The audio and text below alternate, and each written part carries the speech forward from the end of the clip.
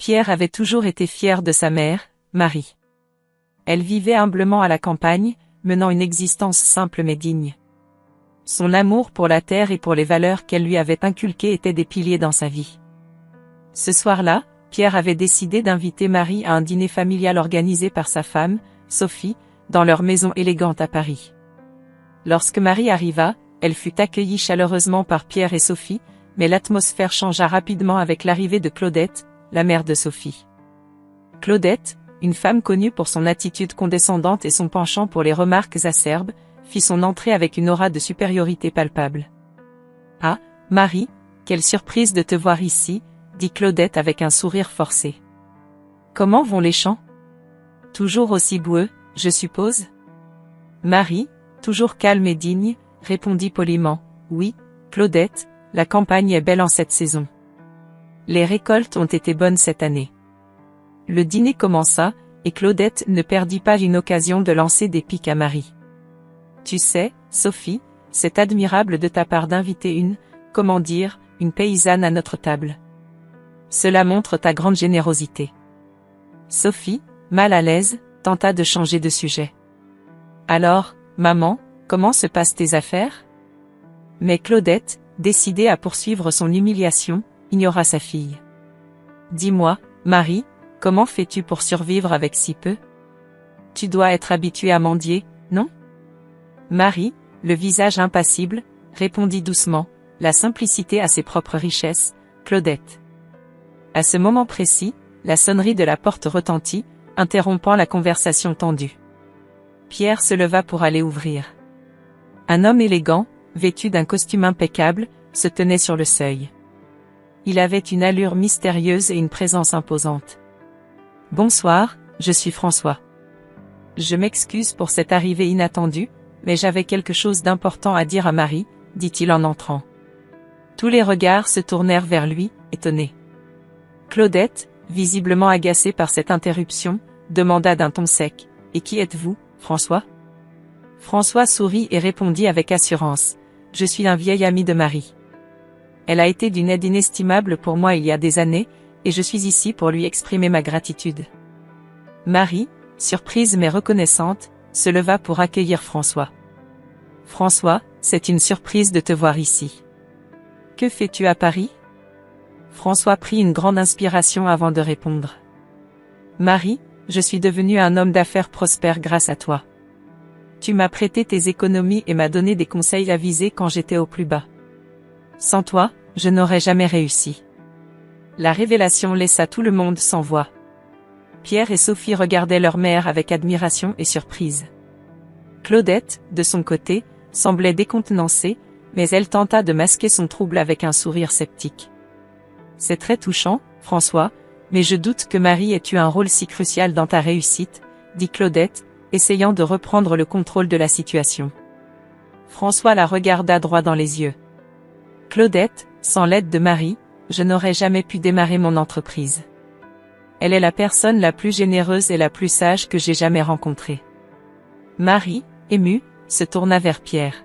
« Mon fils, je ne t'ai jamais parlé de cela parce que je voulais que tu apprennes à apprécier les valeurs simples et l'humilité. » Pierre, les yeux brillants de larmes, prit la main de sa mère.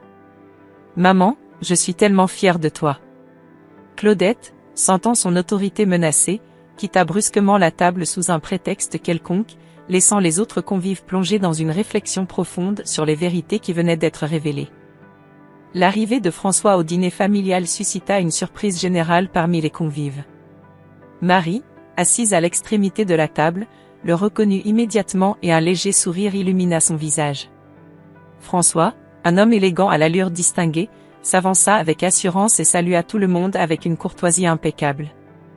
Claudette, toujours méprisante et intriguée par cet intrus, ne tarda pas à exprimer son scepticisme. « Et qui êtes-vous, monsieur, pour vous introduire ainsi sans invitation ?» demanda-t-elle avec une voix teintée de sarcasme. François, sans se laisser décontenancer, répondit calmement, « Je m'appelle François, un vieil ami de Marie. J'ai quelque chose d'important à annoncer ce soir. » Pierre, surpris, se tourna vers sa mère. « Maman, tu connais cet homme ?» Marie hocha la tête. « Oui, Pierre. » François et moi nous connaissons depuis de nombreuses années. Claudette, toujours sceptique, croisa les bras. Et qu'avez-vous à nous annoncer de si important? François prit une profonde inspiration avant de commencer. Il y a bien des années, lorsque je n'étais qu'un jeune homme sans ressources ni espoir, c'est Marie qui me tendit la main. Grâce à ses conseils avisés et à son soutien financier initial, j'ai pu lancer mon entreprise. Aujourd'hui, je suis un homme d'affaires prospère, et je dois tout cela à Marie. Un murmure parcourut la table. Pierre et Sophie échangèrent des regards étonnés, incapables de cacher leur surprise. Pierre prit la parole. « Maman, tu ne nous as jamais parlé de cela. » Marie baissa humblement les yeux. « Je ne pensais pas que c'était important à mentionner. » Claudette, sentant son autorité vaciller, tenta de minimiser la révélation. « Voyons, ce n'est qu'une coïncidence. François aurait sûrement réussi sans l'aide de Marie. » François, cependant, n'était pas disposé à laisser passer cela. « Non, Claudette. Sans Marie, je n'aurais jamais atteint ma position actuelle. Elle m'a non seulement prêté ses économies, mais elle m'a aussi donné des conseils précieux qui ont façonné mon parcours. » Claudette, mal à l'aise, essaya de dissimuler son trouble. « Vous exagérez sûrement, dit-elle en essayant de sourire. » François secoua la tête avec détermination. « Pas du tout. Marie mérite toute la reconnaissance pour ce qu'elle a fait. Elle est bien plus qu'une simple paysanne. Elle est une femme de sagesse et de générosité. » À ces mots, Pierre se leva et alla embrasser sa mère. « Je suis tellement fier de toi, maman. » Sophie, encore sous le choc, ajouta, « Marie, pourquoi ne nous as-tu jamais dit tout cela? Nous aurions aimé connaître cette facette de toi. » Marie, les larmes aux yeux, répondit doucement. « Je ne cherchais pas la reconnaissance.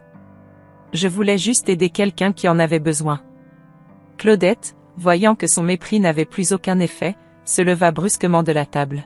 « Excusez-moi, je dois aller aux toilettes, dit-elle avant de quitter précipitamment la pièce. Le silence qui suivit fut lourd de signification. François, voyant la détresse de Marie, s'approcha d'elle et lui prit la main. « Marie, ce soir, c'est votre soirée. Vous méritez toute notre admiration et notre respect. » Pierre et Sophie acquiescèrent, reconnaissant envers François pour avoir révélé cette vérité cachée. Marie, bien que modeste, ressentit une immense fierté et une profonde gratitude pour cet ami fidèle qui avait su reconnaître sa valeur. Ce dîner, qui avait débuté sous le signe de l'humiliation, se transforma en une soirée de révélation et de reconnaissance, marquant un tournant décisif dans la vie de Marie et de sa famille. François, debout au milieu de la salle à manger, attira tous les regards. Il prit une profonde inspiration avant de commencer à parler. « Je me souviens encore du jour où j'ai rencontré Marie, dit-il en souriant doucement. C'était un moment difficile de ma vie. J'étais sur le point de tout abandonner, mais Marie m'a tendu la main. » Pierre et Sophie échangèrent un regard surpris. Ils n'avaient jamais entendu parler de cette histoire auparavant. Pierre, curieux, demanda, « Que s'est-il passé exactement, François ?»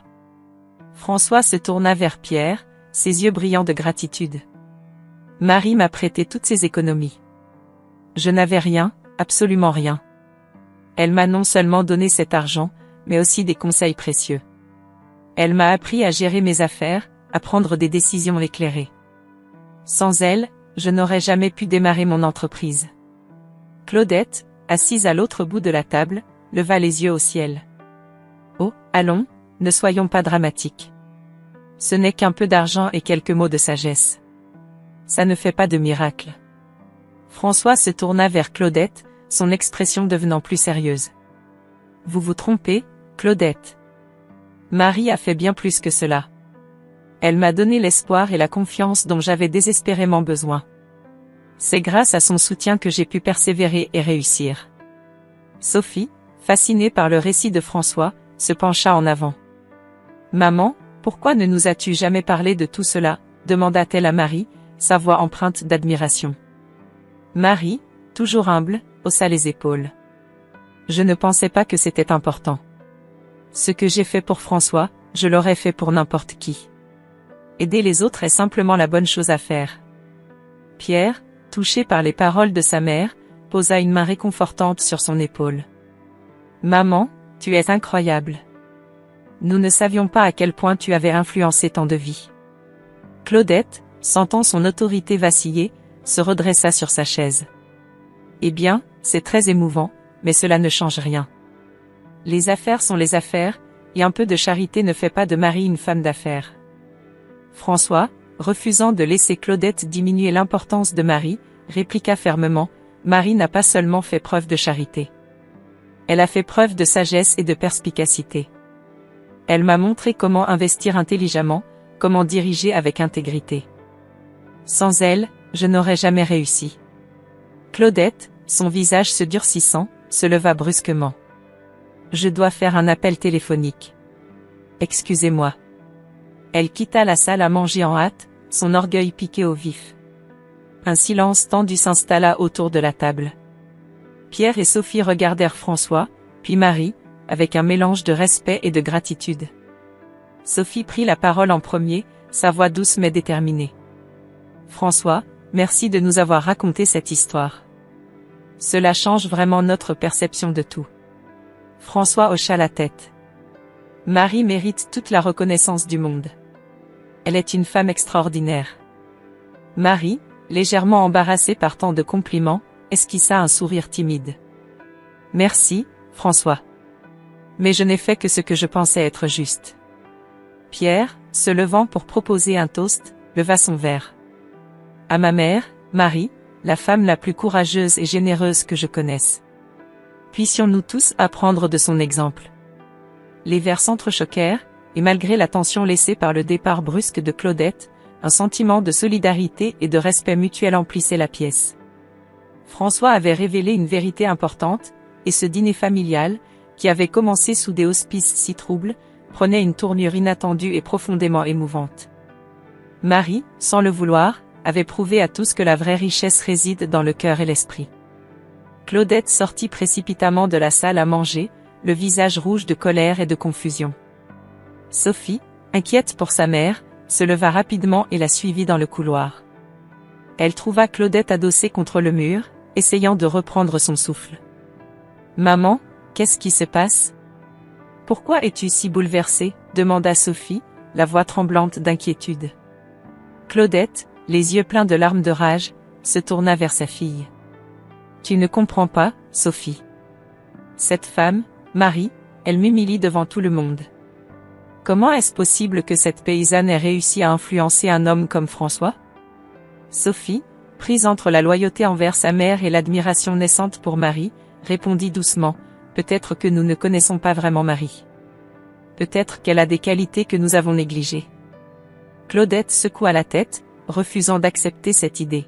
« Je ne peux pas croire qu'une femme de son rang ait pu accomplir autant. C'est humiliant pour moi, Sophie. Je suis ta mère, et c'est moi qui devrais être respectée et admirée. » Pendant ce temps, dans la salle à manger, François se tourna vers Pierre avec un sourire chaleureux. « Pierre, j'ai réfléchi à notre conversation. J'aimerais te proposer un partenariat dans mon entreprise. Ta mère m'a toujours parlé de tes compétences et de ton éthique de travail. Je crois que tu serais un atout précieux pour nous. » Pierre, surpris mais honoré, répondit avec enthousiasme, « François, je suis profondément touché par ta proposition. C'est un immense honneur pour moi, et je suis reconnaissant envers ma mère pour tout ce qu'elle a fait pour toi et pour moi. » Marie, assise discrètement à la table, observait la scène avec une douce fierté. Elle n'avait jamais cherché la reconnaissance, mais voir son fils respecté et apprécié la remplissait de bonheur. Claudette, après avoir repris une certaine contenance, revint dans la salle à manger. Elle tenta de dissimuler sa frustration sous un masque de politesse. « Excusez-moi pour cette interruption. Je me sentais un peu indisposée. » François, avec une empathie sincère, répondit, « Nous comprenons, Claudette. Les émotions peuvent parfois nous submerger. Mais j'espère que nous pourrons tous trouver un moyen de coexister harmonieusement. » Claudette hocha la tête, mais ses yeux trahissaient son trouble intérieur. Elle savait qu'elle avait perdu une bataille importante ce soir-là, mais elle n'était pas prête à abandonner si facilement. Sophie, sentant la tension palpable, tenta de changer de sujet. « François, pourrais-tu nous en dire plus sur tes projets futurs ? Cela pourrait être intéressant de savoir comment Pierre et toi allez collaborer. François acquiesça, heureux de détourner l'attention de la confrontation précédente. Bien sûr, Sophie. Nous sommes actuellement en train d'étendre nos opérations à l'international. Avec l'expertise de Pierre, je suis convaincu que nous pourrons atteindre de nouveaux sommets. Pierre, enthousiaste, ajouta, je suis impatient de commencer cette nouvelle aventure. Merci encore, François, pour cette opportunité. Marie, les yeux brillants de larmes de joie, murmura doucement, je suis si fière de toi, mon fils. Claudette, bien que toujours amère, sentit une pointe de remords en voyant l'amour et la fierté dans les yeux de Marie. Peut-être avait-elle sous-estimé cette femme simple mais incroyablement forte. Le dîner continua dans une atmosphère plus détendue, bien que la tension sous-jacente entre Marie et Claudette ne soit pas complètement dissipée. Chacun savait que des révélations plus profondes et des vérités cachées attendaient encore d'éclater au grand jour.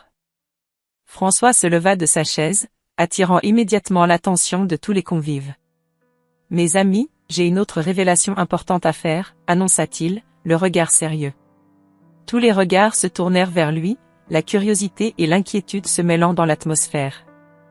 Pierre et Sophie échangèrent un regard interrogateur, tandis que Marie restait sereine, comme si elle savait ce qui allait suivre. Il est temps de révéler une vérité que Marie a gardée secrète pendant bien trop longtemps, continua François. Marie n'est pas seulement une femme humble et généreuse. Elle est en réalité l'héritière d'une grande fortune familiale qu'elle a choisi de cacher pour mener une vie simple et modeste. Un silence stupéfait suivit cette annonce. Les visages des convives se figèrent de surprise, surtout celui de Claudette, qui restait bouche bée, incapable de prononcer un mot. « Quoi » balbutia-t-elle finalement, l'incrédulité tintant sa voix. « C'est impossible. » Marie prit alors la parole, sa voix douce mais ferme résonnant dans la pièce. « Oui, c'est vrai.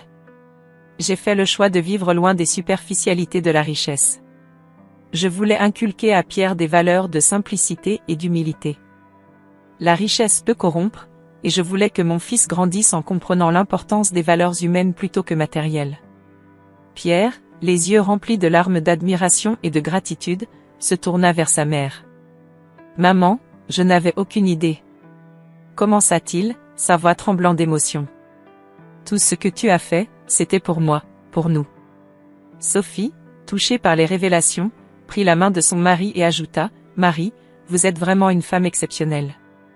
Votre sacrifice et votre sagesse sont une leçon pour nous tous. » François sourit, satisfait de voir la vérité enfin dévoilée. « Marie m'a montré ce que signifie vraiment être riche de cœur et d'esprit. Sans elle, je ne serais pas l'homme que je suis aujourd'hui. » Claudette, quant à elle, se sentait de plus en plus mal à l'aise. Elle avait passé des années à mépriser Marie, la considérant comme une simple paysanne sans valeur. Maintenant, elle se trouvait face à la vérité brutale de sa propre petitesse. « Je dois partir, » dit-elle brusquement, se levant de table. La dignité apparente avec laquelle elle avait toujours cherché à se parer s'était effondrée en un instant. Elle quitta la maison en disgrâce, incapable de supporter le poids de sa propre honte. Alors que la porte se refermait derrière Claudette, un sentiment de soulagement et de triomphe moral envahit la salle. Pierre se tourna vers sa mère, la prenant dans ses bras. « Merci, maman. Pour tout. » Marie sourit, les yeux brillants d'émotion. « Mon cher Pierre, tout ce que j'ai fait, c'était par amour pour toi. Maintenant, tu sais la vérité, et je suis fière de l'homme que tu es devenu. »